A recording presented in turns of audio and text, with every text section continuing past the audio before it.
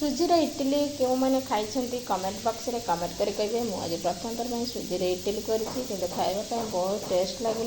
जदि किसी भेजिटेबल थी जब आपने देपर आहरी बहुत बढ़िया लगे। मो पाखे जिते भी भेजिटेबल थी मुझे सुजी देर आड करी बहुत सॉफ्ट लगे खायापी। वीडियो शेष पर्यटन आपने जानीपारे इडली केते सुंदर भाव भी उठुची।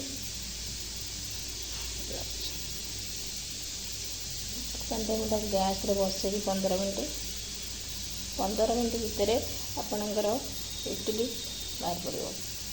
देखो केते सुंदर भाव उठुची। आपण सुजीर इडली केमी लगे कमेंट बॉक्स रे कमेंट कर कहे। आपण भी थे निजे ट्राए करूँ बहुत सुंदर लगे खाया। जदि दही थी आपड़ी सुजी आड करेंगे आहरी टेस्ट लगे। मुझे बिना सुजी कर वीडियो भल लगे लाइक करेंगे। बर्तमान भी आम खावाई बस